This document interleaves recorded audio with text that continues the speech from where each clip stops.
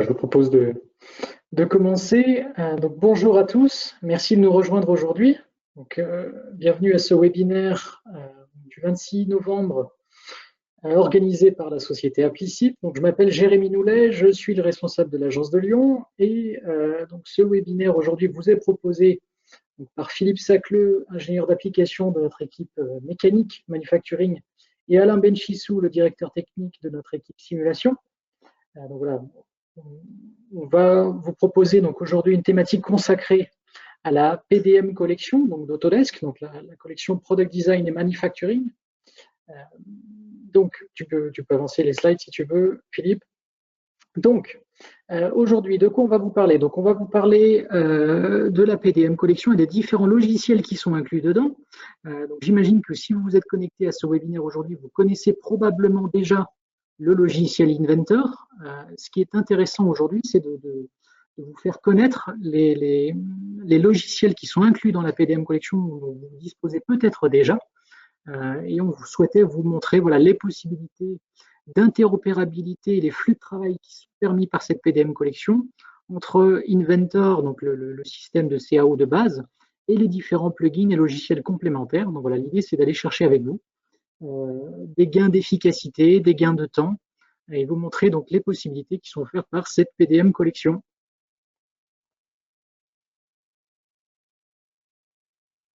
Donc notre activité Applicit, donc on est intégrateur des solutions CAO d'Autodesk depuis 2006, donc on existe depuis 14 ans. On réalise 13,5 millions de chiffre d'affaires pour une cinquantaine de collaborateurs. Donc on s'est construit autour des solutions Autodesk, mais on propose également du service. Donc c'est-à-dire que vous nous connaissez peut-être probablement déjà pour notre aspect support technique. Nous sommes également organisme de formation, mais également bureau d'études. On a 2 bureaux d'études. On a un bureau d'études mécanique et également un bureau d'études BIM. Donc, qui accompagne nos clients sur de la création de maquettes numériques, de la création de bâtiments en 3D. Donc, notre mot d'ordre, c'est l'amélioration de vos processus de conception et l'optimisation de vos processus de développement produit. Et pour vous accompagner dans ces démarches, notre philosophie, c'est vraiment de baser nos conseils sur votre métier, les problématiques que vous rencontrez, afin de vous apporter un conseil personnalisé.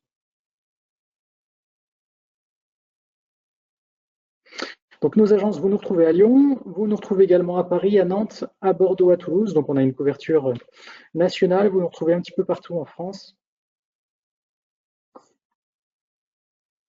Au niveau de notre agenda, donc sur notre site internet applicit.com, vous retrouvez donc la rubrique, l'onglet agenda, où vous avez la publicité des différents webinaires qui sont organisés comme ça par Applicit. On organise plusieurs webinaires techniques gratuits chaque mois sur différentes problématiques techniques. Donc ça vous permet voilà, de retrouver de l'information sur les différents webinaires qu'on organise.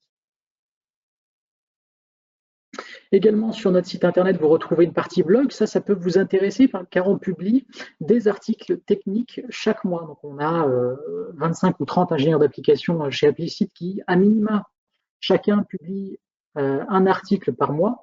Donc, ça vous donne une idée de la qualité et de la quantité de contenu que vous pouvez retrouver sur notre site internet, sur toutes les problématiques techniques qui peuvent vous intéresser. Vous nous retrouvez également sur les réseaux sociaux. Donc, on a une page LinkedIn au niveau national, mais également pour nos 3 agences de Bordeaux, Nantes et Lyon.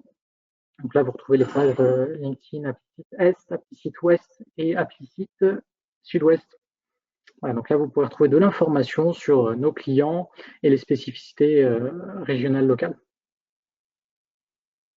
Voilà, donc vous nous retrouvez également sur notre chaîne YouTube et également vous aurez le replay vidéo de ce webinaire sur notre chaîne YouTube Applicit dans les prochains jours. Vous pourrez revoir ce webinaire. Également notre page Facebook. Bien, voilà. Merci Jérémy. Je vais passer la main à Philippe Sacleux, donc ingénieur d'application de notre équipe mécanique. Bonjour à tout le monde. Donc, je suis Philippe Sacleux, certains d'entre vous me connaissent certainement. Et je vais vous présenter donc en amont, avant d'attaquer le produit par lui-même, c'est-à-dire la collection.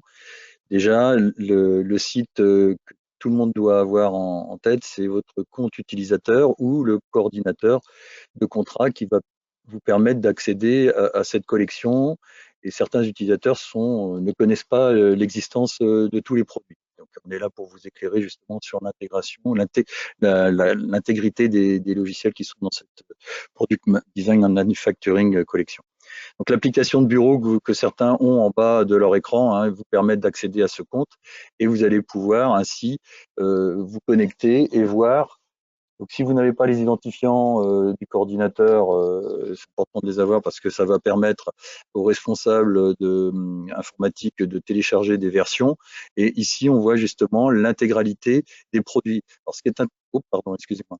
Ce qui est intéressant dans cette application Autodesk Count, c'est qu'on va pouvoir, le compte, il évolue, ou du moins la collection évolue en fonction des acquisitions que Autodesk va faire. Donc, comme on peut le voir ici, il y a les modules que nous allons voir pendant cette présentation, mais la collection, elle vit au fur et à mesure des acquisitions que Autodesk va faire, et elles sont généralement et à chaque fois intégrées dans la collection. N'hésitez pas à aller sur ce site pour vous renseigner de ce qui est à l'intérieur de cette collection. Et on va être là justement pour vous aider à vous accompagner sur toutes ces solutions. Donc, on verra les outils tels que les outils de conception, les outils de collaboration, les vues partagées, la gestion de données. Tout ça va être explicité pendant cette présentation. Ce site aussi vous permet de télécharger ou de vous renseigner sur la disponibilité des mises à jour. Alors ça peut intéresser bien évidemment l'utilisateur final, mais aussi le responsable informatique. Il n'est pas obligé d'avoir les applications sur son ordinateur et le coordinateur de contrat pourra vérifier la disponibilité puisqu'on voit la date et on voit aussi la dimension des correctifs, la taille qu'ils font. Donc ça peut être téléchargé de manière différée. Donc on n'est pas obligé d'utiliser la bande passante de l'entreprise si celle-ci n'est pas équipée de la fibre par exemple. Parce que certains correctifs ou certaines applications peuvent être de taille relativement importante. Donc, on peut les télécharger de manière différée, ce qui est très pratique. Donc, on peut filtrer puisque forcément la collection contenant énormément de logiciels, on va pouvoir segmenter. Là, on va pouvoir filtrer que sur la partie instant et sur l'année 2021, puisqu'on peut bien évidemment télécharger des versions antérieures. C'est ce que propose l'abonnement, le système d'abonnement Autodesk. Et dans ce tableau de bord, on peut vérifier l'état des abonnements, quelle répartition des logiciels sont faits par personne, etc.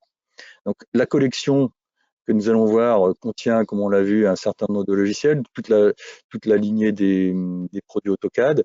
Et si on veut télécharger des versions précédentes, voilà encore une fois de plus l'intérêt de pouvoir se connecter à ce site et de pouvoir télécharger les versions antérieures via le navigateur. C'est ce qu'on préconise pour pouvoir télécharger ce qu'on appelle les versions dématérialisées des logiciels dans toutes les langues. Et on voit aussi les produits connexes à Inventor. Par exemple, ici, on voit la possibilité de télécharger Vault basique, ainsi que les mises à jour. Donc, si vous avez besoin d'un petit peu de support sur ça, on peut vous accompagner, mais aussi sur notre site Tesabo, il y a des vidéos qui remontent ce qui est actuellement à l'écran. Donc voilà une petite présentation rapide de ce site.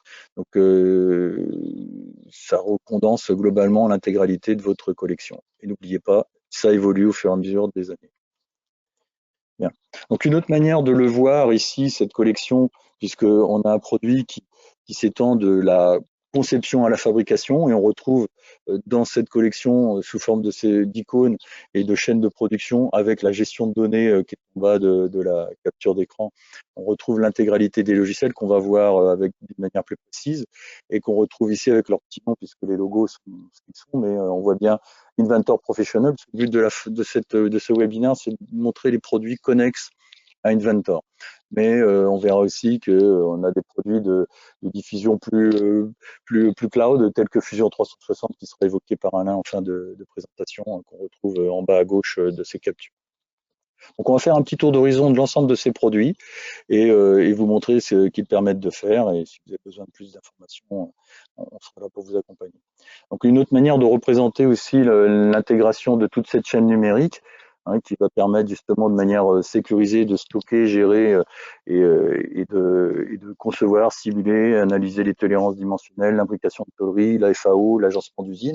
Donc on retrouve Inventor au centre et les différents modules qui sont implémentés dans Inventor et les interconnexions avec AutoCAD et l'agencement d'usine, la revue de projet avec Navisworks, les nuages de points, fusion, dont j'ai parlé tout à l'heure, avec le Generative Design et le mode collaboratif de fusion qui sera évoqué en fin de présentation. Et Vault, qui est en manière satellisée tout en extérieur, qui est Vault basique qui permet de gérer des données et de sécuriser les données. Donc on va commencer par la FAO qui est intégrée dans Inventor. Et le principe, c'est de créer et d'ouvrir des données d'Inventor que vous faites tous, je présume, et on va pouvoir avoir une chaîne numérique complètement associative et dynamique, c'est-à-dire que si on modifie la conception, on n'aura pas besoin de tout refaire au niveau de la simulation et du parcours d'outils et de la génération du code. Donc, dans cette démonstration, on va donc au début mettre ses appuis, son brut, ses fixations, et ensuite choisir ses outils. Donc il y a une bibliothèque d'outils de tout ce type qui sont fournis dans l'application et évidemment qu'on peut compléter et améliorer en fonction de ses moyens de production. On va pouvoir simuler le parcours et enfin générer le code ISO pour l'envoyer à la machine. Donc là aussi, générateur post-processeur qui sont fournis, certains, prêts à l'emploi en fonction de vos équipements, mais on peut les adapter. Donc là, on a les compétences pour générer du post-processeur. Donc on peut vous appuyer dans cette démarche. Ici, une démonstration. Donc ce qui est intéressant dans cette démo, c'est de montrer qu'on va modifier. Alors, ici, c'est une pièce qui pourrait venir de Inventor, évidemment, mais on va utiliser ce qu'on appelle le Anycad, puisque comme on voit dans le titre, c'est Inventor CAM plus du Anycad, c'est qu'on pourra utiliser aussi des pièces d'éditeurs différents. Ça peut être du CATIA, du SolidWorks, du Creo, et avoir un lien dynamique. C'est-à-dire que si on reçoit la pièce ou s'il y a une modification du modèle, on n'a pas besoin de refaire toute l'intégration du brut, du parcours d'outils, et on a juste à régénérer le parcours d'outils. Donc ici, avec un petit formulaire iLogic, on va simuler le remplacement de la pièce. N'oubliez pas, dans Inventor, vous avez aussi la possibilité de développer un iLogic. Ça, c'est très pratique. Et là, avec un petit formulaire iLogic, on fait un remplacement de composants qui permet de voir que là, la pièce n'est pas perforée pour le moment. On va aussi utiliser la notion de manipulation directe, le direct edit, qui permettra, depuis une pièce qui peut venir de SolidWorks ou de CATIA, de rajouter des usinages et de rendre un solide, ou de step, là c'est un fichier step en l'occurrence.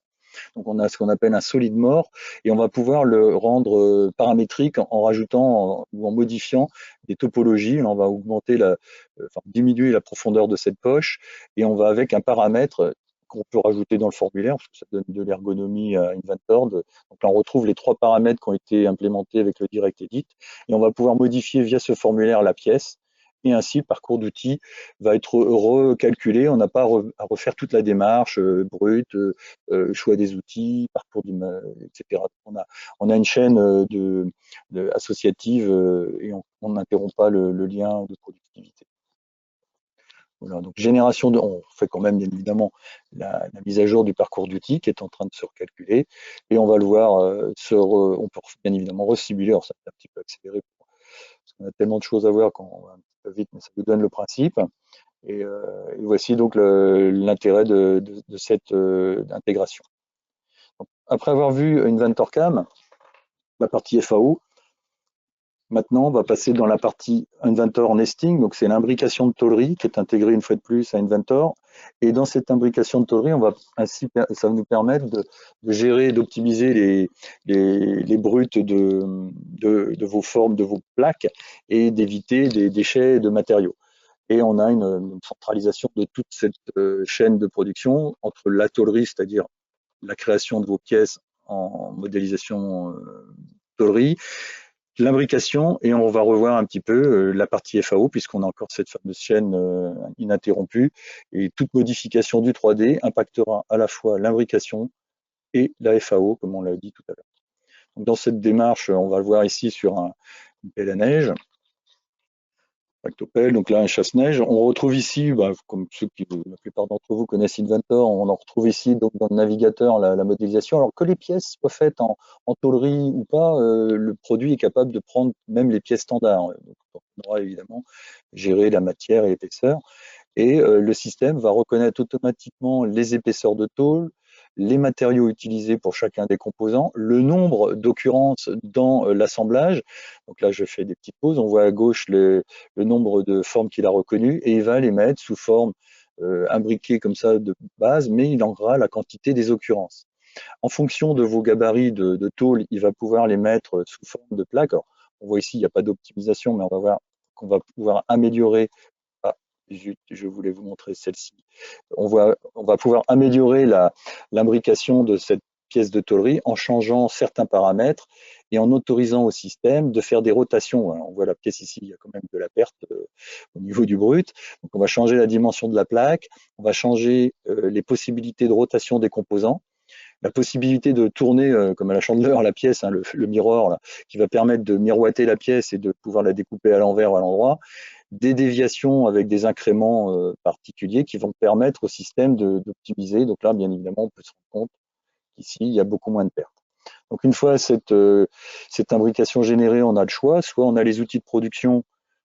Ah pardon, excusez-moi. Oui, on va d'abord faire la chaîne technologique ininterrompue, puisqu'ici, on va modifier le modèle.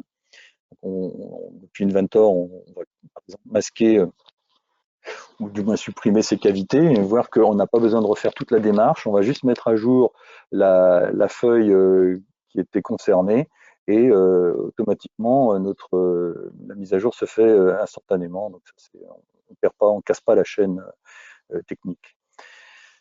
Ensuite, on va pouvoir justement revoir la partie FAO, soit vous générez un fichier d'XF que vous fournissez à votre sous-traitant, mais si vous avez les outils de production, vous allez pouvoir, une fois de plus, réutiliser ce qu'on a vu en préalable, la partie Inventor CAM, définir votre origine de pièces, enfin de découpe, et ensuite choisir dans la bibliothèque d'outils l'oxycoupage, du laser ou des coupes jet d'eau, votre phase d'entrée et simuler le parcours d'outils et générer post-processeur, générer le code ISO. Voilà une petite un processus, un workflow de la partie nesting et CAM. Alors la partie Inventor tolérance analysis, c'est une acquisition, comme j'ai dit tout à l'heure, c'est que Autodesk fait des acquisitions de technologies qui vont permettre à la collection de s'étoffer de différents outils qui sont demandés par nos clients, enfin par les clients d'Autodesk, on va bien dire. Et donc le tolérance analysis va vous permettre justement de voir quel est l'impact de vos tolérances de fabrication et de simuler si vous faites des choix stratégiques de tolérancement ou d'ajustement. Donc vous allez pouvoir ainsi diminuer les coûts et éviter justement les retours, les reprises et les retours en garantie ou les rebuts, hein, donc puisque vous pourriez éventuellement faire des pièces non conformes. Donc on va pouvoir ainsi gérer la conformité des modélisations. Donc, ça a commencé à l'origine avec la cotation basée sur le modèle, puisque Inventor le permet depuis quelques années. Et cette cotation, si vous l'utilisez, vous allez pouvoir la récupérer dans l'outil de tolérancement et d'analyse de tolérance, qui va bien évidemment avoir un impact sur le coût de la FAO, pas de la fabrication. Donc là encore, une chaîne numérique complète qui va permettre d'impacter et de résoudre des problématiques de coût ou de non-conformité. Donc là, une démonstration qui va vous montrer, par exemple, le principe de cette utilisation intégrée dans Inventor. Donc à droite, vous avez un navigateur qui va vous présenter les tolérances. Et ici, à gauche, vous avez la partie des pièces qui sont justement, pour certaines, cotées avec la technologie d'annotation 3D qui est implémentée dans Inventor depuis la 2018 ou 2017, si j'ai bonne mémoire, et qui va permettre de récupérer ces codes. On verra dans la suite qu'on n'est pas obligé d'avoir fait cette cotation, d'avoir fait cette annotation 3D. Donc là, on retrouve le jeu de tolérancement qui a été mis au niveau des circlips ou des roulements.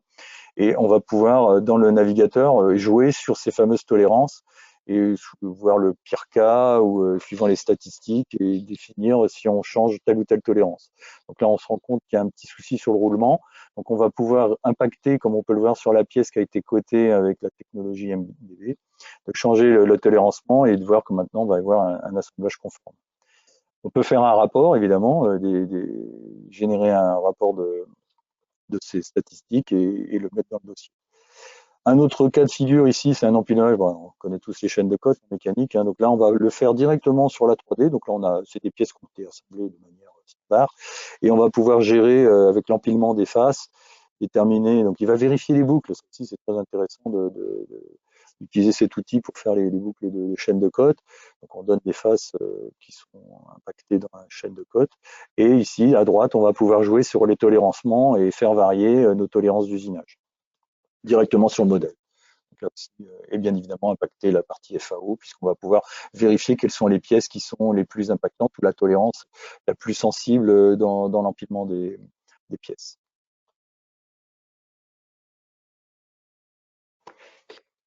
Là, la conception d'usine, donc là, on a un outil qui sort un petit peu de ce qu'on a vu précédemment. Là, on est dans la conception d'usine, on va pouvoir planifier, concevoir et mettre en place des plans d'implantation.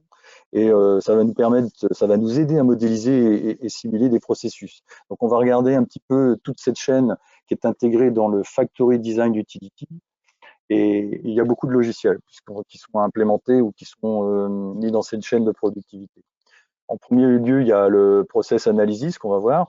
Ensuite, AutoCAD. Donc, AutoCAD, on va pouvoir implanter des assets ou des bibliothèques qui sont à la fois communes à Inventor et à AutoCAD. On verra comme dans la vidéo suivante, l'interaction entre les deux, la synchronisation des données. Ensuite, on pourra, en point numéro 4, faire valider ce qu'on a conçu dans le point 1 et 2 et 3, et ainsi vérifier s'il n'y a pas d'interférence, parce qu'on va pouvoir concaténer l'ensemble des acteurs du projet d'implantation d'usine et voir si on n'a pas des collisions entre un pont roulant et une structure ou des tuyauteries d'HVAC, et aussi communiquer entre les différents corps de métier et pouvoir annoter et planifier enfin faire du 4D, donc intégrer la notion de temps et montrer une chaîne d'installation une planification d'installation de l'usine. Et enfin, la gestion des données, puisque je l'ai dit, c'est un outil, Navisworks Manage, va vous permettre de concaténer l'intégralité des données des différents acteurs. Donc, c'est à la fois des données CAO de type mécanique, Inventor évidemment, mais aussi du CATIA, du Creo, du SolidWorks, des données bâtiments telles que Revit, et aussi des nuages de points, donc l'acquisition par scan laser. Donc ensuite, on va voir justement dans cette vidéo l'intégration de tous ces outils. J'ai pas cliqué sur le play, excusez-moi. Donc on va voir, en fin de compte, au départ de cette vidéo, on voit le résultat final, c'est-à-dire l'intégration de l'ensemble des corps de métier, et avec un avatar, on va pouvoir visiter l'usine, voir que la conformité, voir si ergonomiquement un personnage passe, parce qu'il peut détecter les collisions. Hein. Le personnage, s'il passe pas, il va se bloquer dans l'allée, ou il va se baisser pour passer, l'avatar peut se baisser. Donc ça, c'est le résultat, mais initialement, donc on a utilisé dans cette chaîne de production d'usine l'outil de process analysis qui est un outil en ligne, hein, puisque on va pouvoir faire avec des assets une simulation des processus et ainsi vérifier que on a un fonctionnement qui au niveau des cadences est correct et qu'on n'a pas un goulot d'étranglement, et on va ainsi optimiser les performances. On va pouvoir gérer un rapport à la fin, donc qui permet de valider notre processus. Et enfin, le mettre dans AutoCAD. Donc là, on va utiliser des assets. Donc cette bibliothèque, je vais mettre en pause. Cette bibliothèque qu'on voit à droite avec un navigateur, ce sont des assets, des blocs à la fois intégrés dans Inventor et AutoCAD. C'est-à-dire que il y a une synchronisation de cette base de données, de cette bibliothèque, qui est fournie il y a une certaine bibliothèque qui est fournie par Autodesk, mais bien évidemment, on peut rajouter ou modifier et améliorer cette base de données en conformité avec ces équipements. Donc, il y a des connecteurs intelligents, puisqu'à chaque fois, on va pouvoir positionner d'une manière très rapide ces assets, et ces assets avec une synchronisation avec Inventor. Donc, on va retrouver notre équipement en 3D. Et inversement, ici, dans Inventor, on va pouvoir intégrer des assets de la même manière. On peut le voir à droite, ce navigateur d'assets commun aux deux applications. On va pouvoir intégrer des ponts roulants ou des portiques et ensuite les synchroniser et, avec Navisworks.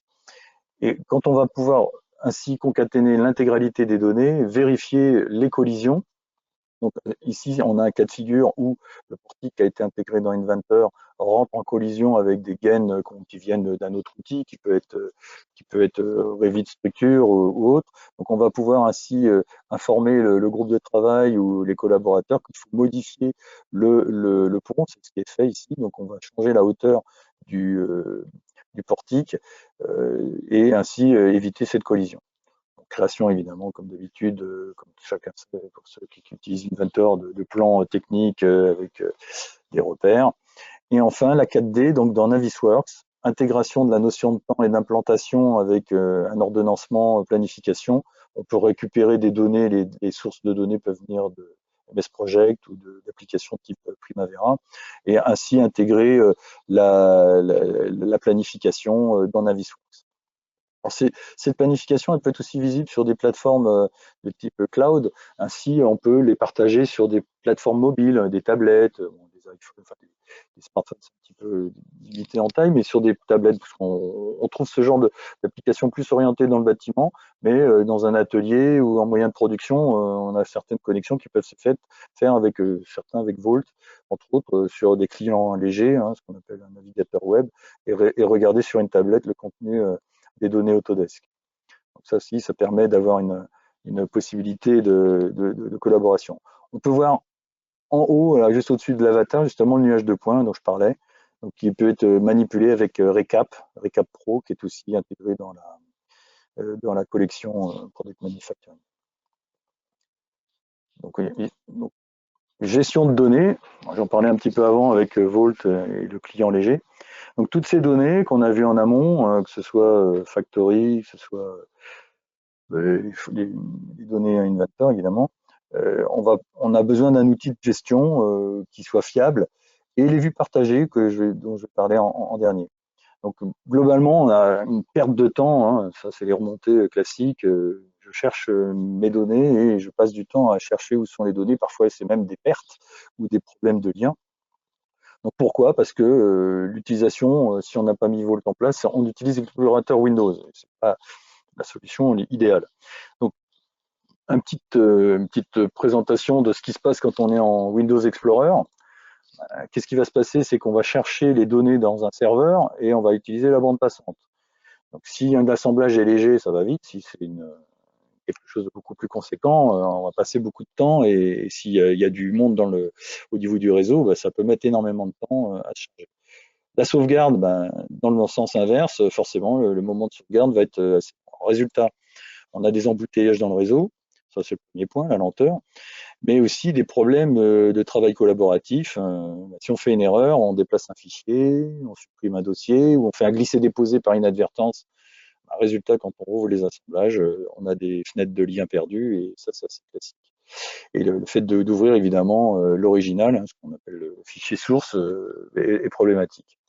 Donc avec une infrastructure de type Volt, on va justement régler certains soucis tels que la performance. Donc le premier chargement, oui, on utilise la bande passante, mais on va le télécharger dans ce qu'on appelle son espace de travail local, ça reste sur l'ordinateur de travail. Et quand on va modifier, on va informer l'application Volt qu'on les extrait. Donc on retrouve des glyphes là qu'on appelle des extraire. On prend les droits d'utilisation, enfin d'écriture, et à ce moment-là, on est le seul à pouvoir les modifier. Donc ça va sécuriser les données. On ne peut pas être à plusieurs à travailler sur les mêmes fichiers. Et à chaque fois qu'on fera une extraction et un archivage, on va faire du versionning. Le versionning, c'est quoi? C'est un peu c'est une histoire de la pièce ou de l'assemblage et des mises en plan de différentes versions, ce qui permet dans Volt de revenir en arrière et de pouvoir rouvrir une pièce qui a été archivée il y a 2 jours, il y a 2 mois, il y a 2 ans. Donc ça permet ainsi de travailler de manière sécurisée avec le plus grand nombre. Le travail collaboratif avec cette notion d'extraction et d'archivage sécurise justement ces données. Et le fait de travailler en local, on a une performance accrue et une sécurité des données. Alors, voilà les avantages de Volt. C'est qu'on va pouvoir rechercher autre chose qu'avec les recherches que Windows offre. Windows, on fait rechercher par le nom, par la taille, par la date. Mais avec Volt, on pourra rechercher avec des critères beaucoup plus performants, tels que la matière, le code article, qui a fait le fichier, etc., et en multicritères. Et on peut enregistrer ces recherches de manière courante. Comme ça, on peut faire des recherches très rapides et très performantes. On peut déplacer, copier, renommer, et ça, Vault va le gérer de manière cohérente, alors que renommer un fichier avec Windows, ça n'a rien de cohérent et on perd les liens. Lui, Vault va permettre d'avertir les cas d'emploi, hein, c'est le dernier maillon de la chaîne, là, à droite. Donc, tous les cas d'emploi étant connus, si on renomme un fichier, il va avertir tous les assemblages, toutes les mises en plan, que le fichier a été renommé, déplacé. Et pour moi, le plus important, c'est les copies de conception, puisque dans bien des cas, à chaque fois que je rencontre des utilisateurs, les copies de conception, si on fait un copier-coller d'un dossier, c'est catastrophique, ça marche pas ou ça marche très mal. Et alors qu'avec Vault, on va pouvoir faire des copies de conception de manière sécurisée, choisir les pièces qui sont réutilisées, celles qui sont copiées avec un nouveau nom, etc. Donc Vault permet tout ça. Enfin, en dernier, de la partie collaborative, c'est le partage, les vues partagées. Et cet accès par la collection, par votre abonnement, eh bien, c'est accessible dans tous les logiciels, que ce soit AutoCAD, AutoCAD LT, Inventor, Revit, tous les produits permettent de faire ces vues partagées.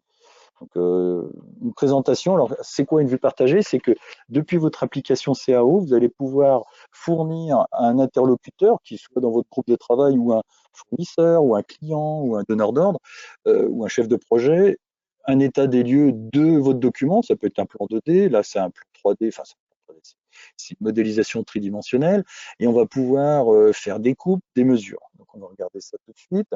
Et cette application est en ligne. Donc, il n'y a pas besoin d'installer quoi que ce soit sur le PC. Donc, on peut très bien être sur un portable standard de type bureautique. Il suffit d'avoir un navigateur web et évidemment avoir les droits, parce que ça, c'est l'éditeur qui va donner le droit. Donc, on va pouvoir partager depuis Inventor cette vue-là, décider si on cache certains composants ou pas, créer un lien et le fournir à vos interlocuteurs privilégiés avec des droits de lecture uniquement.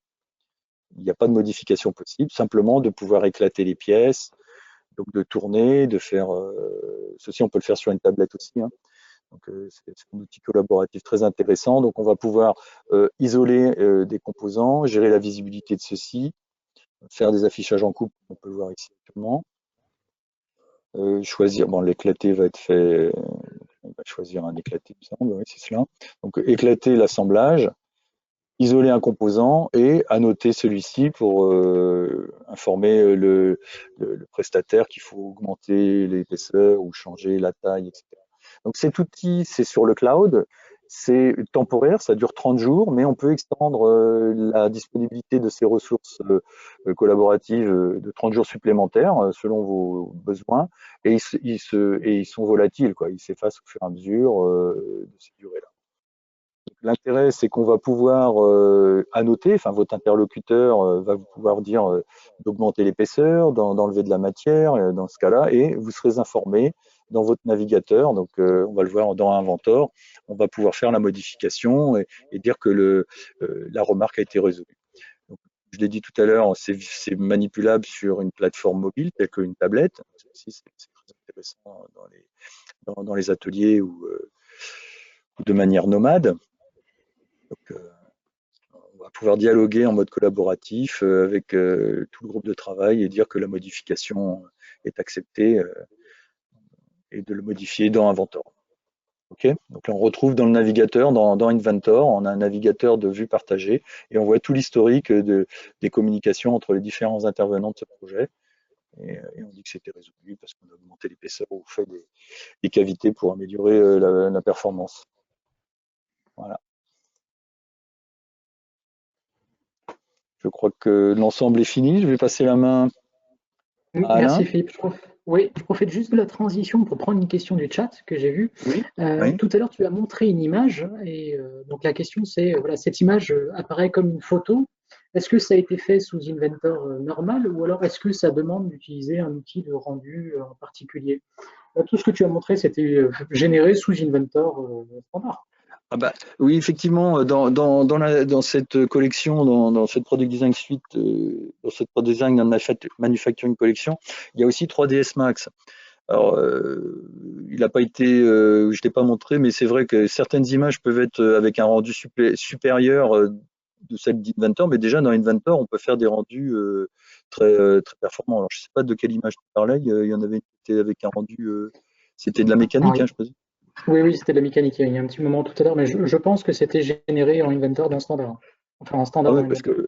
que c'est vrai qu'il n'y a pas du tout d'image 3ds Max. Toutes les images, oui, exact. Donc, bon, quelle qu'elle soit, c'est fait dans Inventor. Donc déjà, avec le rendu de base, alors il y a des petites astuces, je montre souvent en formation, d'intégrer une photo d'un atelier ou de chez le client. C'est assez bluffant, hein. On respecte la perspective de fuyante de l'image. Bon, il y a une manière de les prendre, des photos. Je suis un petit peu fait pour ça, je connais un petit peu les trucs et astuces. Et à ce moment-là, on va pouvoir intégrer la machine, comme si elle était déjà sur le site. On peut déjà faire de très très bons rendus d'avant-vente ou ou de, de dialogue collaboratif avec Inventor. Exact. N'hésitez pas à poser vos questions dans le chat si vous avez des questions. Évidemment, on va prévoir un temps à la fin du webinaire pour prendre vos questions, mais n'hésitez pas à en poser si vous en avez d'autres. Alain, on te laisse prendre la suite sur Inventor Nastran pour la partie simulation. Oui, tout à fait. Merci beaucoup, Philippe. Donc, si on peut passer au slide suivant. Une question qu'on pouvait se poser, c'est comment vient se situer Nastran par rapport à ce qui existe déjà dans la suite, avant il y a quelques années, en termes du logiciel qui s'appelait l'analyse de contraintes. Inventor Simulation, il y a de très nombreuses années. Alors, on s'est aperçu que cet outil, on va dire, permettait aux utilisateurs de commencer dans la simulation, notamment mécanique, pour faire un certain nombre de choses, sur des pièces assez simples, sur des assemblages pas très importants en termes de nombre de pièces et de forme un petit peu gauche. Après, Autodesk s'est aperçu que la technologie de calcul qui était intégrée à Inventor via cet outil montrait quelques limites. Et ces limites, assez rapidement, on va dire, les utilisateurs s'en sont aperçus. Non, on peut revenir sur le slide d'avant un petit peu, s'il te plaît. Et c'est pour ça que Autodesk, il y a 6-7 ans maintenant, a acquis une solution complémentaire en calcul de structure qui s'appelait Nastran, et qui est d'ailleurs une technologie de calcul qui est très renommée dans le monde du calcul, notamment aéronautique et automobile. Et Autodesk a entrepris d'intégrer ce solver, donc ces routines de résolution, dans l'interface Inventor de manière totalement complète. Et c'est pour ça que ce solver étant déjà bien développé dans le monde et utilisé par de nombreux utilisateurs, l'idée a été de proposer des fonctionnalités de calcul supplémentaires à ce que permettait de faire Inventor Simulation ou analyse de contraintes, ce qu'on a un petit peu sur le bas du slide, notamment la partie dynamique ou les impacts, prendre en compte des pièces plastiques, prendre en compte de la vibration, des matériaux composites, même prendre en compte des élastomères, du caoutchouc, du silicone, des pièces qui se déforment énormément, et gérer d'une manière un petit peu spéciale les liaisons entre les pièces, notamment sur des assemblages avec des pièces minces, qui demandent une approche de calcul un petit peu spécifique. Le logiciel Inventor Nastran permet de prendre en compte ce type de choses. Donc, si on passe au slide suivant, on a aussi choisi de vous donner un comparatif fonctionnel entre ce que permet de faire le stress analysis et l'analyse de contraintes et Inventor Nastran. Donc, on s'aperçoit que, bien entendu, déjà, on est toujours intégré. L'utilisation est donc totalement associative avec votre CAO sur des pièces aussi bien 3D, sur FASIC ou même sur le frame Generator. C'est aussi géré par Inventor Nastran. Et à partir de là, on va surtout pouvoir, et c'est ça aussi le gros apport de Nastran, proposer des calculs statiques, notamment non linéaires pour des matériaux spécifiques, des grands déplacements, de l'analyse vibratoire, de l'analyse thermique, de l'analyse en fatigue, au flambement, sur des matériaux composites, et même aller beaucoup plus loin sur des analyses plus avancées comme l'impact. Simplement, j'ai aussi voulu finir la dernière ligne de mon comparatif, c'est la partie multicœur. On s'aperçoit que notamment quand on a des gros ensembles avec des liaisons un petit peu spécifiques, les temps de calcul que l'on avait vu sur analyse de contraintes pouvaient être aussi rédhibitoires. C'est pour ça que Nastran a aussi un gros import dans ce sens-là, où on va pouvoir paralléliser les calculs sur tous les cœurs de la machine.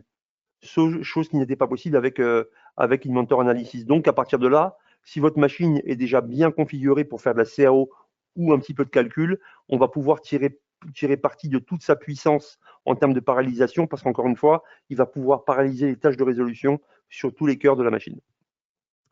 Et donc, on a voulu partager avec vous quelques exemples traités avec la partie un petit peu avancée sur Inventor Nastran. Si on peut changer de slide, Philippe.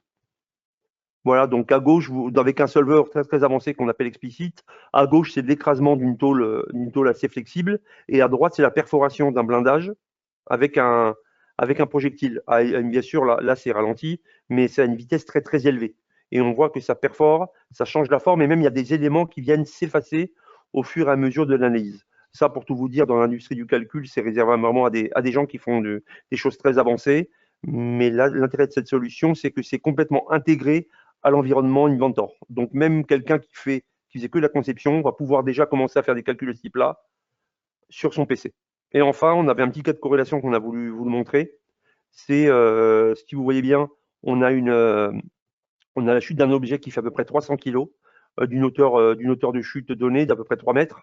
Et l'idée, ça a été pour prendre en compte une simulation de ce type-là, il faut aller très très loin en simulation. Et donc, on a voulu vous montrer la comparaison entre ce qui se passait dans la réalité et la manière dont Nastran, Inventor Nastran peut le faire. Et on va s'apercevoir un petit peu, en fonction d'ailleurs de l'épaisseur de tôle, de l'épaisseur de la pièce qui va recevoir l'objet mobile. Ben, si l'épaisseur était trop fine, on voyait l'objet passer à travers. Et là, Nastran a pu complètement reproduire la tenue de la zone qui vient recevoir l'objet tombant, avec des déformations très très avancées. Et ce calcul-là, il a duré moins de 2 heures sur un PC, alors qu'il y a des années, ça aurait pu prendre des jours et des jours de calcul. Et encore une fois, l'apport de cette solution, c'est le fait que vous êtes totalement intégré dans l'Inventor. Et si vous modifiez votre pièce, le modèle de calcul derrière va se mettre à jour automatiquement. Enfin, Fusion, comme tout à l'heure Philippe l'a dit, Fusion, c'est une plateforme cloud proposée également dans la collection, pardon, et elle va pouvoir faire un certain nombre de métiers qui sont pris en compte dans la vie totale de la création d'un produit jusqu'à sa mise en service. C'est-à-dire que dans Fusion, encore une fois, par contre, c'est un outil cloud, donc on a besoin d'avoir un accès à Internet via, bien sûr, des accès sécurisés pour pouvoir tirer parti du maximum des fonctionnalités de Fusion. Fusion va vous permettre de faire un petit peu de conception, un petit peu de simulation également, du generative design. Generative design, c'est-à-dire qu'on va pouvoir changer la pièce, l'optimiser, aussi bien pour la partie en vue de contraintes de fabrication, qu'elles soient soustractives ou additives, comme on le voit à l'écran pour faire de l'additif, de l'impression 3D. Donc de la fabrication en usinage, en 2 axes, en 3 axes, en 5 axes. Créer de la documentation, un mode collaboratif et une accessibilité également, comme on l'a vu tout à l'heure par rapport aux vues partagées. Un projet Fusion va pouvoir se partager sur des Mac, même sur de l'iPhone ou sur des Android ou sur des tablettes. Donc, on a bien sûr avec différents niveaux d'intervention en fonction du choix du chef de projet, mais en tout cas, on pourra à tout moment partager un métier de conception, de fabrication, de simulation, d'optimisation de forme avec les collaborateurs, les intervenants, les partenaires avec lesquels je souhaite partager des informations, leur demander leur avis et partager des projets. Cette plateforme, elle est surtout là pour vous faire débuter un métier donné. Et l'idée, c'est à partir de là, d'avoir un lien direct avec des outils transverses beaucoup plus avancés, des outils verticaux beaucoup plus avancés, comme Inventor, comme PowerMill, comme FeatureCam et autres, pour aller plus loin sur les différents métiers que Fusion aborde. Voilà. Jérémy? Parfait, merci Alain, merci Philippe pour cette présentation. Donc en conclusion de cette présentation, je pense que ce qu'on essaye de vous démontrer aujourd'hui, c'est vraiment le côté conseil personnalisé qui est proposé par Applicit. Là, aujourd'hui, on vous propose donc un webinaire sur une thématique technique. Nos équipes techniques sont à votre disposition pour traiter vos questions spécifiques. Dans notre métier, il n'y a pas 2 clients qui font la même chose. Donc, notre métier, c'est de s'adapter justement à ce que vous rencontrez, aux problématiques que vous vivez, pour vous proposer un support et un accompagnement adapté en conséquence. Donc, voilà, ça, c'est notre habitude et notre méthode de travail. Parce que chez Applicit, on dispose d'équipes techniques qui sont expertes sur différents métiers. Donc, on intervient sur la mécanique, sur la partie make. Donc, notre BU Make traite des problématiques qui sont liées à la simulation, à la rhéologie, et également sur toute la partie fabrication avec Fusion 360. Et on a également des équipes spécialistes des notions de construction, ingénierie autour de l'architecture et du bâtiment, et le BIM en général de conseil BIM. Voilà, on a vraiment une pluralité de compétences dans différents secteurs d'activité. Maintenant qu'on a terminé cette présentation, on va pouvoir traiter vos questions. J'en vois une qui est intéressante, notamment dans le chat, donc qui porte sur Nastran et Robot. Donc, pour bien comprendre, donc Inventor Nastran, donc c'est la solution de calcul qui est intégrée à la PDM Collection, objet du webinaire d'aujourd'hui. Et donc Robot, ça fait référence à RSA, donc Robot Structural Analysis, qui est intégré, lui, à l'AEC Collection, donc c'est la suite logicielle pour les problématiques d'architecture, bâtiment, construction. Donc effectivement, ils ne font pas les mêmes choses. Et donc la question est, pour des calculs surfaciques statiques linéaires, préconisez-vous plutôt Nastran ou Robot? Donc voilà la question. Ouais. Alors, moi, je préconiserais clairement la solution Nastran, parce que Robot, on va dire qu'il est beaucoup plus fait pour des structures plutôt poutres, des structures beaucoup plus élancées. Et il est surtout fait pour les gens qui veulent faire des calculs sur des assemblages de poutres sur les charpentes, avec une volonté derrière de faire du post-traitement normalisé sur l'Eurocode, sur les codes américains, british, indiens ou autres.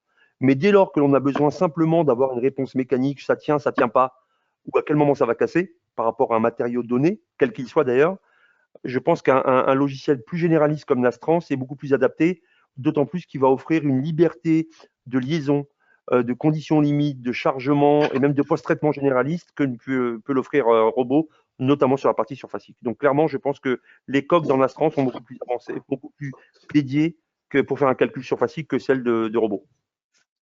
Sachant qu'on peut avoir des clients, là, un même client peut utiliser les deux logiciels. On ne fait pas les mêmes choses entre Robot et Exactement. Ça ne s'adresse pas pour le même type de projet. Mais voilà, si on veut faire de la tenue mécanique simple, je pense que Nastran fait très très largement l'affaire. Et encore une fois, il a un petit peu plus de fonctionnalité, notamment sur la gestion des surfaces et la manière aussi de passer, parce que on va dire qu'Inventor, c'est majoritairement une CAO volumique, même si on peut créer des surfaces, mais on va dire que la plupart des gens dans Inventor, quand ils font de la conception, ils travaillent en volumique. Il y a des technologies dans Nastran qui permettent de passer automatiquement de modèles volumiques à des modèles coques, à la fibre neutre, et une manière de gérer les liaisons qui est un petit peu particulière et très très performante pour pouvoir avoir des réponses et des modèles très très précis en termes de calcul éléments finis.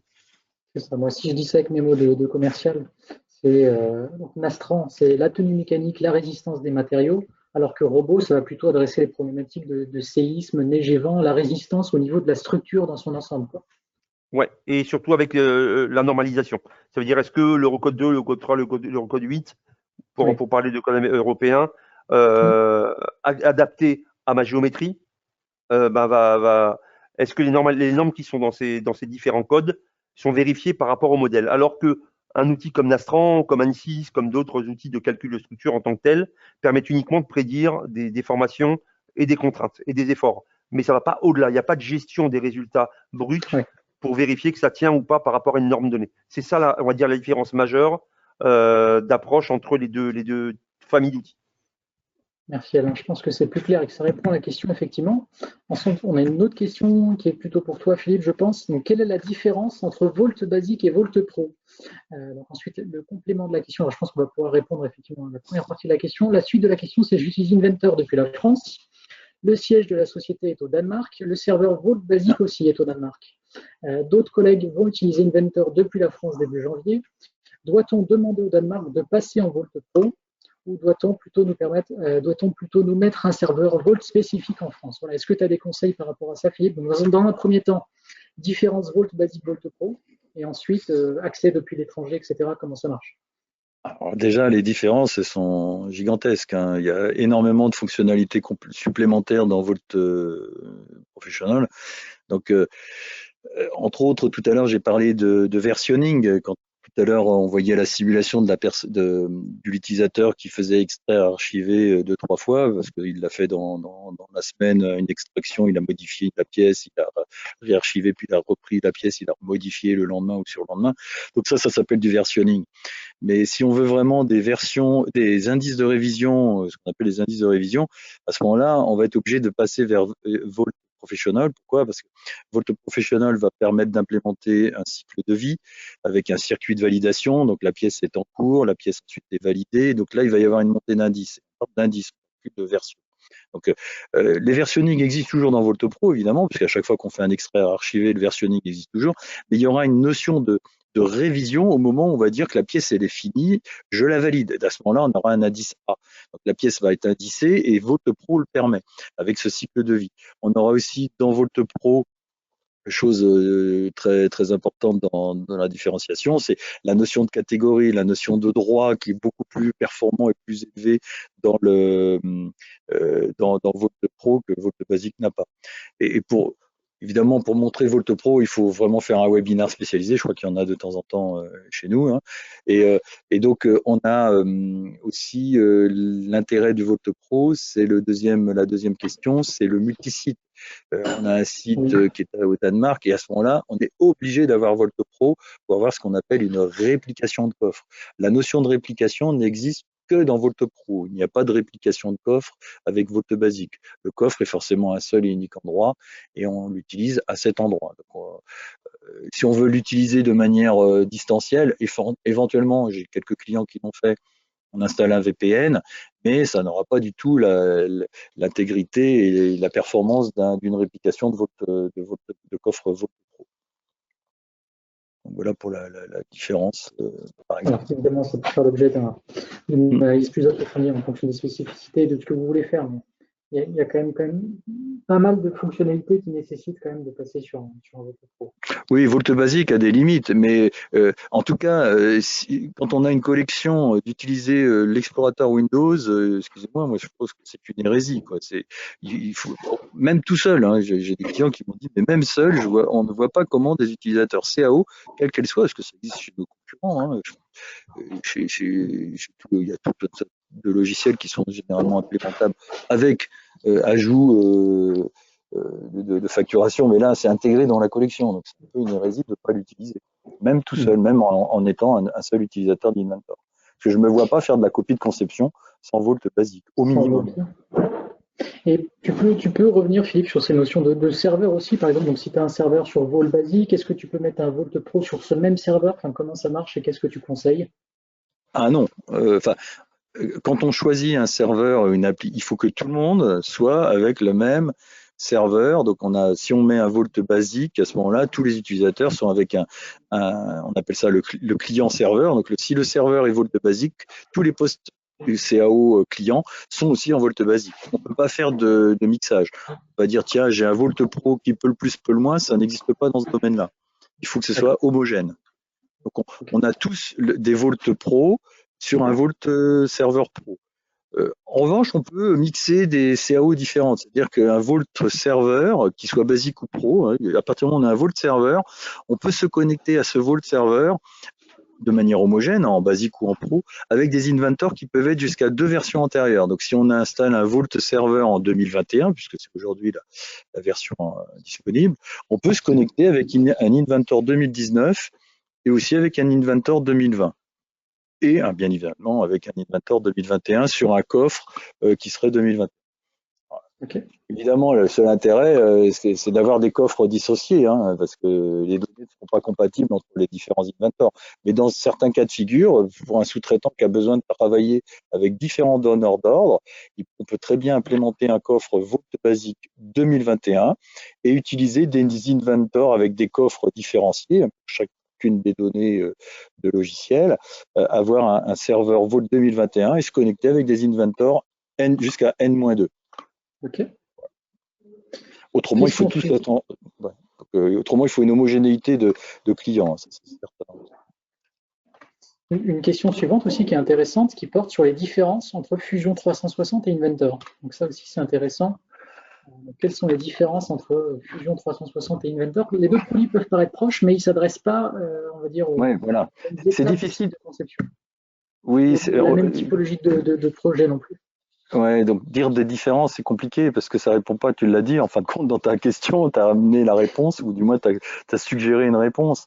Parce que faire des comparatifs entre deux produits qui s'adressent pas qui s'adressent à des besoins différents, c'est difficile de comparer. Donc c'est vrai que faire un projet en machine spéciale sur Inventor, ça le fait. Sur Fusion 360, c'est plus délicat. Attention aux produits évoluants, hein, je parle d'aujourd'hui, hein, mais tel que le centre de contenu ou la notion de frame générateur, il n'y a pas encore toutes ces notions-là dans Fusion. En revanche, on a vraiment une plateforme collaborative, comme l'a montré Alain, où on a vraiment, via le cloud, la possibilité de gérer un projet de manière distancielle, hein, puisqu'on peut très bien être aux 4 coins du monde et travailler sur un même projet. On a la notion d'ENICAD, enfin, on est plus dans l'environnement du makers ou dans un environnement de recherche et développement. C'est ça, donc plutôt R&D, plutôt design sur Fusion 360. On sait faire de la pièce mécanique, on peut faire de l'impression 3D, des choses comme ça avec Fusion 360, mais j'ai envie de dire, quand on doit faire des gros assemblages avec de la cotation précise, un grand nombre de pièces, là c'est Inventor obligatoire. Oui, tout à fait. Puis il y a intérêt d'avoir une bonne bande passante quand même. Oui, parce que parce qu'on est dans le cloud, donc ça impose de la fibre. Exact. Donc effectivement, donc Fusion 360 est un produit cloud. Donc vos projets, vos dossiers sont stockés sur les serveurs Autodesk, alors que sur Inventor, vous utilisez une architecture Windows pour sauvegarder vos projets, vous sauvegardez en local sur votre poste, ou sur le serveur de votre entreprise, ou sur un Vault. C'est ça. Ça, c'est déjà la très grosse différence, c'est la manière de gérer les données. Oui. Hein, les avoir en local, alors que dans le cas de Fusion, c'est sur les serveurs Autodesk. Donc, à partir de quelle version d'Inventor Nastran est-il intégré? À l'époque, ah oui, donc tu as répondu déjà, Alain. Ouais, j'ai répondu, mais je vais donner peut-être l'information pour les autres. La première version de Nastran est sortie en 2015. À l'époque, ça s'appelait Nastran InCAD. Oui. Voilà. Après, on va dire le degré d'intégration, il était moyen puisque c'était la première version, quelques mois après le rachat de la société qui développait ce Nastran-là. Et au fur et à mesure des années, il s'est affiné. Il a permis de faire un certain nombre de choses supplémentaires. Et en termes de fonctionnalité et d'utilisation, il est très très proche de ce que permet de faire l'analyse de contraintes. Ça veut dire l'outil de calcul avant Nastran. Il est très très proche. Et d'ailleurs, même dans Inventor Nastran, il y a possibilité de récupérer un projet mis en données dans analyse de contraintes et le mettre au format Nastran directement. C'est des choses qui sont possibles, mais vraiment la différence, elle se fait en termes de beaucoup plus de possibilités de maillage, de liaison et d'analyse possible. Voilà, on fait pas de la mécanique, on fait de la thermique. On peut même récupérer, pour les gens qui font de la CFD, récupérer des résultats de CFD pour vérifier un petit peu l'impact qu'ont des résultats de pression, de température sur un modèle mécanique. Et comme on l'a montré aussi dans les animations, on arrive à faire des simulations très très avancées en termes de complexité. Voilà, ça va très très loin. C'est un vrai outil de calcul professionnel qu'Autodesk a intégré dans votre CAO Inventor. Voilà. Ok. Une question sur Inventor Tolerance Analysis. Est-ce qu'il faut mettre la cotation dans le 3D ou alors ça le récupère dans le 2D? Est-ce que tu vois la question, Philippe? Dans Inventor Tolerance Analysis, il faut mettre la cotation dans le 3D ou alors ça la récupère du 2D?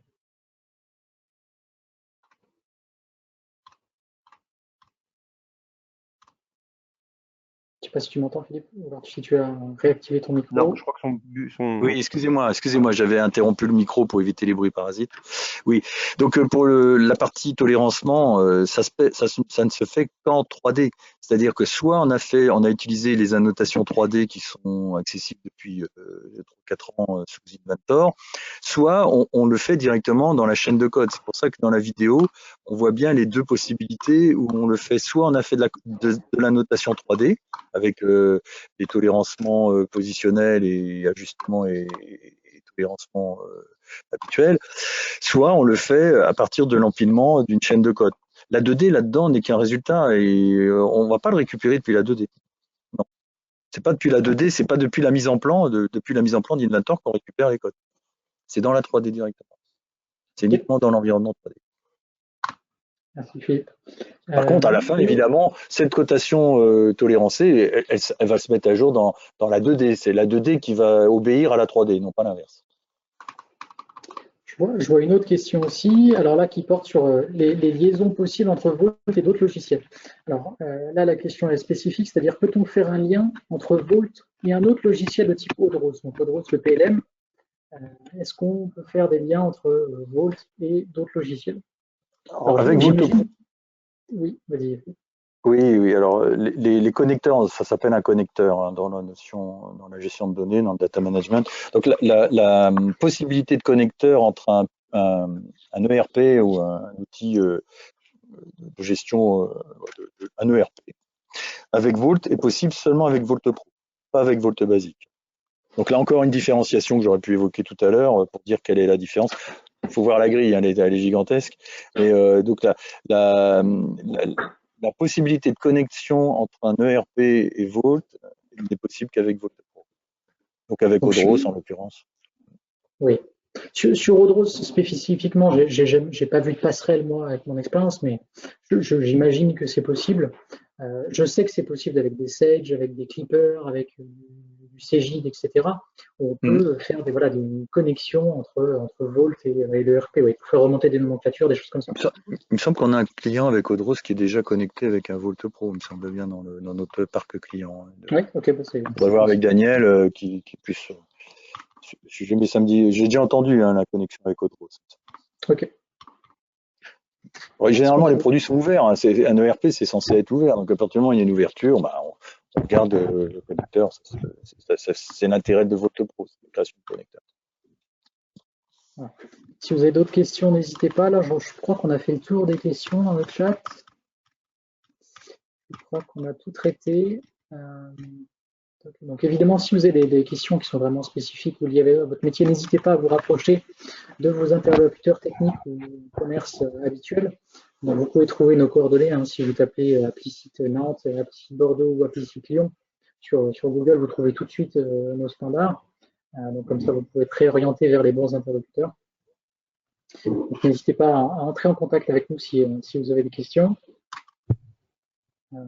Voilà, donc l'objectif aujourd'hui, c'était vraiment de vous montrer les possibilités qui sont permises par la PDM Collection. Vous avez peut-être déjà ces collections, vous avez ces collections pour AutoCAD, pour Inventor, vous connaissez. Mais voilà, les autres logiciels vous permettent également d'autres possibilités sans avoir à débourser d'euros supplémentaires. Vous pouvez accéder à ces autres solutions sans racheter d'autres logiciels. Autant utiliser ce que vous avez sous la main. Je pense que c'est tout bon pour nous. Merci à Philippe et Alain pour cette présentation. You're welcome. Donc voilà, on vous attend pour de nouvelles aventures. Donc suivez la publication de nos. Donc ce webinaire va être republié en vidéo sur notre chaîne YouTube Applicite si vous souhaitez le revoir.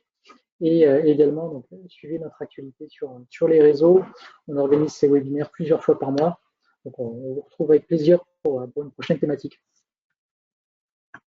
Merci à tous. Je vous souhaite une bonne journée. Bonne journée aussi. Au revoir, aussi. à bientôt. Au revoir. Merci, au revoir.